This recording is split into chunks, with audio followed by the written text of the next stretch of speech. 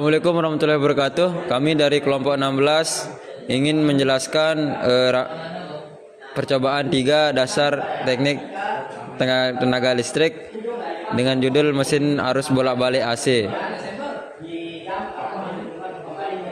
Pada sub 1 yang berjudul generator sinkron, adapun tujuannya adalah mengetahui pengaruh arus, eksitasi, dan kecepatan putar terhadap tegangan jangkar, generator sinkron, serta arus. Lalu tujuan yang kedua adalah mengetahui karakteristik, hubungan arus, eksitasi, dan kecepatan putar terhadap kinerja generator sinkron tanpa beban.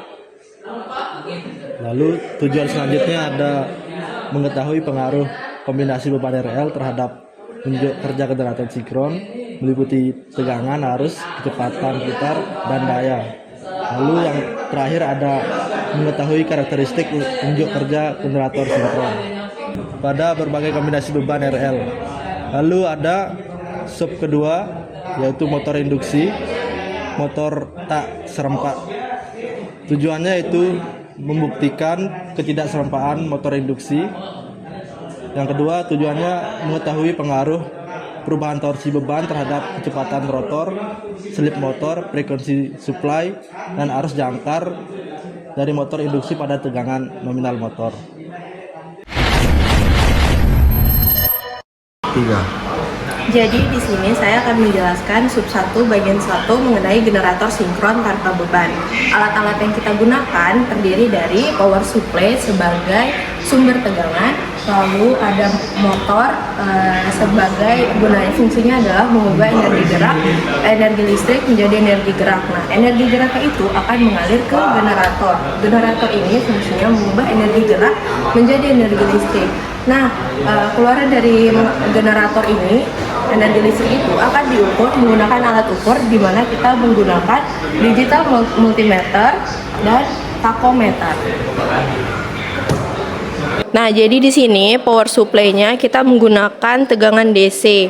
Di sini kita menggunakan 2 sumber, di mana sumber yang pertama dia terhubung ke generator, terus sumber yang kedua dia terhubung ke motor. Nah, kita bahas yang sumber yang pertama yang terhubung ke generator. Sisi negatifnya dia terhubung ke sisi negatif dari sumber, dia terhubung ke bagian F2. Terus sisi positifnya dia terhubung ke alat ukur untuk mengukur arus medan. Nah, keluaran dari alat ukur dia terhubung ke terminal F1. Nah, di sini ada terminal U2 dan W2. Mereka dipasang secara seri sehingga keluaran dari terminal W2 dia terhubung ke alat ukur. Nah, ini gunanya untuk mengukur tegangan jangkar. Keluaran dari alat ukur ini dia terhubung ke terminal bagian U1. Nah, kita masuk ke sumber DC yang terhubung ke motor, di mana sisi negatifnya dia terhubung ke kumparan medan. Terus keluaran dari kumparan medan ini dia terhubung ke terminal bagian E2. Lalu di sini ada sisi positifnya yang terhubung ke terminal E1. Keluarannya dia terhubung ke alat ukur untuk mengukur tegangan medan. Keluaran dari alat ukur ini dia terhubung ke sisi A2, di mana terminal A2, A1, E1, dan E2 ini dia terhubung secara seri. Lalu tachometer ini dia berfungsi untuk mengukur kecepatan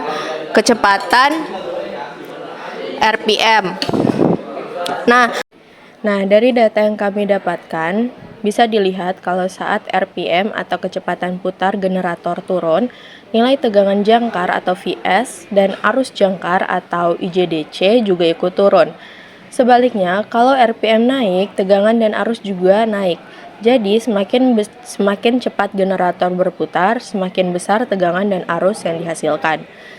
Selain itu, ada juga saat arus medan IF dinaikkan dari 100 mA sampai 300 mA, tegangan dan arus juga ikut bertambah. Ini karena medan magnet yang terbentuk semakin kuat, sehingga proses induksi pada generator menjadi lebih besar dan menghasilkan tegangan serta arus yang lebih tinggi. Jadi di sini saya akan menjelaskan rangkaian sub 1 yang dimana generator sinkron berbeban yang R-nya divariasiin dan L-nya yang tetap. Jadi pada rangkaian ini ditambahin alat switch, power vector, terus resistor dan L sebagai induktor. Jadi pada rangkaian ini dia berubah pada terminal di generator yang dimana terminal U1-nya dia terhubung ke L1, untuk V1 dia terhubung ke L2 dan untuk W1 dia terhubung ke L1. Untuk selanjutnya keluaran pada switch L1 dia terhubung ke 1 pada power vector, untuk L2 dia terhubung ke resistor dan untuk L3 juga dia terhubung ke resistor yang di sini. Terus untuk power vectornya keluarannya yaitu pada bagian ketiga dia terhubung ke R yang bagian tengah, dan untuk bagian kelima dia terhubung ke L tapi di bagian 1 yang bagian 0.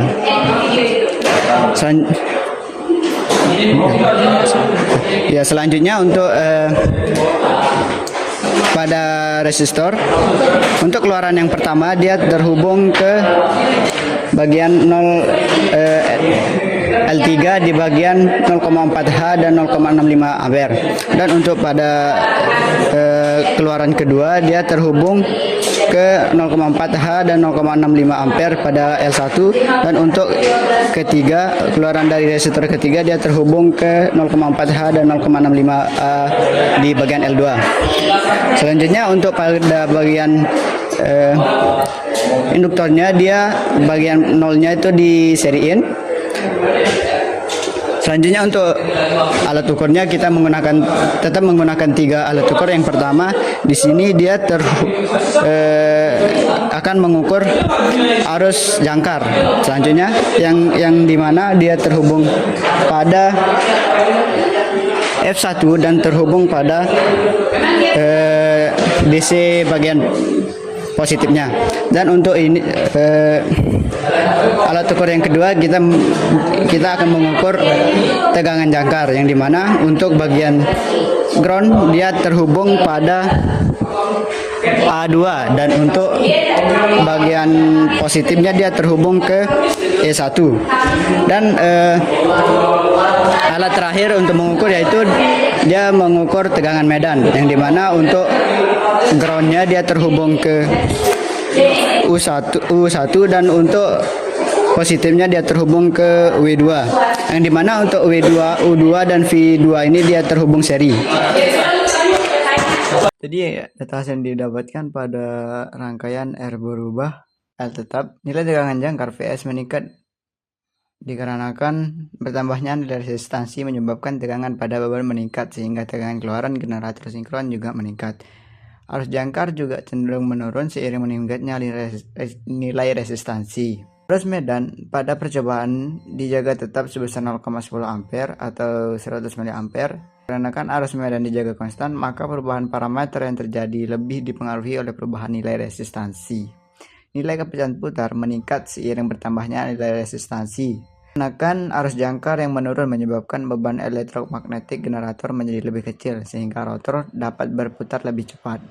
Dan untuk nilai Kospi ukur meningkat seiring bertambahnya nilai resistansi. Dikarenakan hal ini menunjukkan bahwa sistem menjadi lebih mendekati beban resistif, sehingga faktor daya meningkat dan sistem bekerja lebih efisien. Akan mengalami peningkatan meskipun arus jangkar menurun. Hal ini terjadi karena kenaikan rangkaian jangkar dan faktor daya lebih dominan dibandingkan dengan penurun arus jangkar, sehingga daya total tetap meningkat. Baik, di sini saya mendapatkan percobaan generator berbeban di mana R tetap dan L berubah. Nah, di mana rangkaiannya sama seperti rangkaian R berubah dan L tetap. Di mana yang saya dapatkan itu sekarang L-nya berubah. L yang divariasi. Nah, dari data hasil yang kami dapatkan, saat R dinaikkan dari 300 ohm menjadi 700 ohm, terjadi perubahan sebagai berikut. Pertama, ada tegangan jangkar, dia naik dari 195,1 menjadi 214,1 karena hambatan yang lebih besar membuat arus yang mengalir semakin kecil sehingga penurunan tegangan berkurang. Terus ada arus jangkar turun dari 0,80 menjadi 0,73 ampere karena semakin besar hambatan semakin sulit arus mengalir. Lalu ada arus medan, dia turun dari 0,76 ampere menjadi 0,62 ampere karena kenaikan hambatan juga membatasi arus pada rangkaian medan. Lalu ada kecepatan putar, dia naik dari 1115 rpm menjadi 1186 rpm karena tegangan jangkar meningkat sehingga putaran motor menjadi lebih cepat. Lalu di sini ada faktor daya, dia naik dari 0,70 menjadi 0,92 karena kerja rangkaian menjadi lebih baik dan daya reaktif semakin kecil dibanding daya aktif. Lalu ada dayanya naik di sini dari 189,3 watt menjadi 249 watt karena kenaikan tegangan dan faktor daya lebih dominan dibanding penurunan arus. Saat nilai R bertambah, arus jangkar dan arus medan menurun, sedangkan tegangan jangkar, kecepatan putar, faktor daya, dan daya meningkat.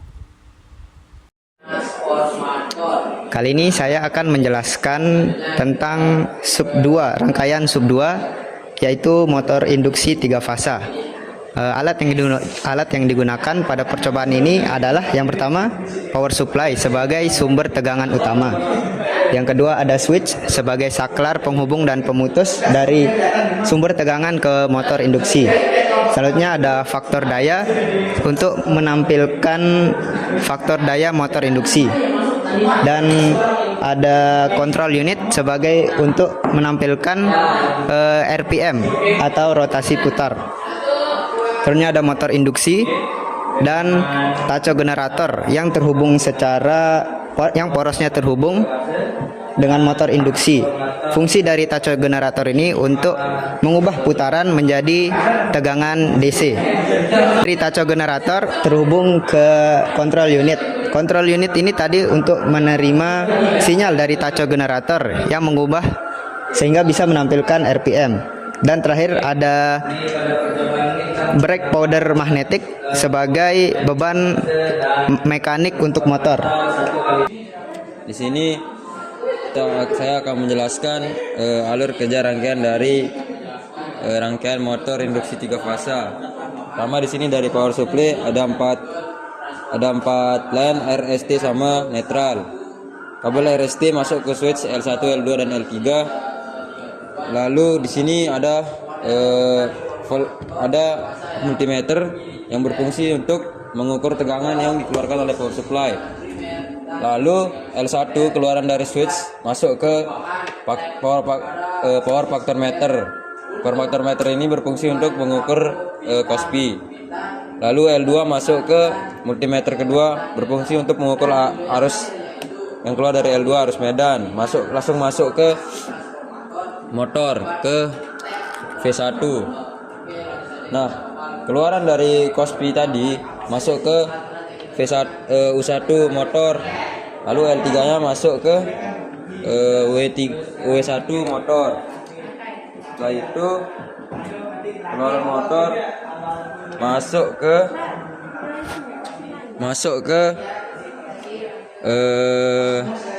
kontrol unit. Kontrol unit ini fungsinya untuk sebagai pembacaan power ini, brake taco generator. Nah, habis itu di sini ada power brake sebagai pengereman atau beban torsi untuk motornya. Nah, dan netralnya dijumper ke semuanya. Dan netralnya dijumper ke power factor meter dan motor 3 fasa. Lalu dijumper lagi masuk ke kontrol unit. Pada percobaan motor induksi 3 fasa, ada beberapa parameter yang kami ukur, yaitu arus jangkar, kecepatan putar rotor, dan faktor daya. Pada percobaan ini, tegangan sumber dijaga konstan sebesar 220 volt, sedangkan torsi beban ditingkatkan dari 0,4 Nm hingga 1,5 Nm. Arus jangkar mengalami peningkatan seiring bertambahnya torsi beban, dari 0,57 ampere menjadi 0,79 ampere.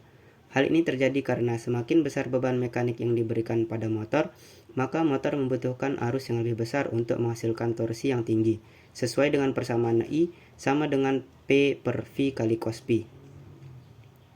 Kecepatan putar rotor mengalami penurunan seiring bertambahnya torsi beban. Sekian penjelasan dari kelompok kami. Semoga bermanfaat bagi kita semua. Hal ini terjadi karena Wassalamualaikum semakin besar beban warahmatullahi yang diberikan pada wabarakatuh. motor, maka rotor akan semakin tertinggal terhadap medan putar stator, sehingga kecepatan rotor menurun. Faktor daya mengalami peningkatan seiring bertambahnya torsi beban dari 0,21 menjadi 0,55. Hal ini terjadi karena motor induksi bekerja semakin efektif pada kondisi berbeban sehingga daya aktif yang digunakan semakin besar dibanding daya semu. Dari parameter-parameter yang sudah didapatkan, maka kami dapat menghitung nilai slip dan daya aktif pada motor. Nilai slip mengalami peningkatan seiring bertambahnya torsi beban dari 7,6% menjadi 12,6%. Hal ini terjadi karena bertambahnya beban menyebabkan selisih antara kecepatan sinkron dan kecepatan rotor semakin besar. Sesuai dengan persamaan yang kami gunakan, yaitu S sama dengan absolut kecepatan sinkron dikurangi kecepatan rotor dibagi kecepatan sinkron dikali 100%. Nilai daya mengalami peningkatan seiring bertambahnya torsi beban dari 45,6 watt menjadi 165,6 watt. Hal ini terjadi karena motor membutuhkan energi listrik yang lebih besar untuk menggerakkan beban yang semakin besar. Sesuai dengan persamaan yang kami gunakan, yaitu P sama dengan akar 3 dikali Vs dikali I dikali cos Pi. Sekian penjelasan dari kelompok kami. Semoga bermanfaat bagi kita semua. Wassalamualaikum warahmatullahi wabarakatuh.